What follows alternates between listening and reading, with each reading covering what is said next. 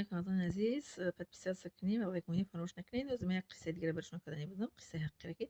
وقتی که ما چشنه برمان داشتیم، خواهرای چشنه شناسان گفتن که تو گجو میری از چشنه شهر دیگه رسه میری اونجا رو ندونی، وجود اون رو نشناسی، میبرن شما رو ممکن ارگان قطعی بفروشن، عضوتون رو بفروشن. من گفتم که در آیت قرآن اومده که آنچه که شما یک میشمارید شاید به شما بدی اورد، آنچه شما بد میشمارید شاید به شما یکی اورد. من گفتم این چشنه رو یک شماریدم، اومدم گفتم چقدر در اینجا گفتم سختی و چقدر چیزا رو در اینجا دیدم که 2 سال چشنه ما ایستادیم، خواب نمیبرد اوجا مرا، برای که بسیار اذیت میدادن ما، برای دکمن میبردن که شما در اینجا پرپس زندگی نمیکنه، ایسوز غم میدادن.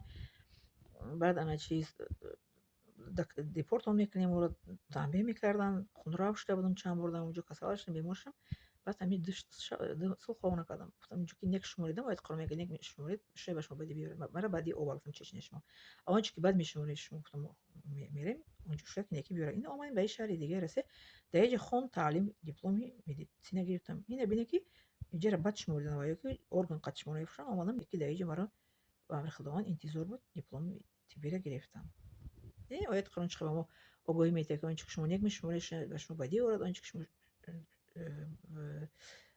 آنچه شما یک میشمارش بدی بیارد، آنچه شما بد میشمارش و شما یک بیارد. من یک شماردم چشنی رفتم چقدر در وجه بدی آورد دیدم اینجا را که بد شماردن آمدم اینجا نیکی آوردم که دیپلم مدیسین در اینجا گرفتم ان شاء الله. لایک موندن و پس فراموش نکنین همتون عزیز.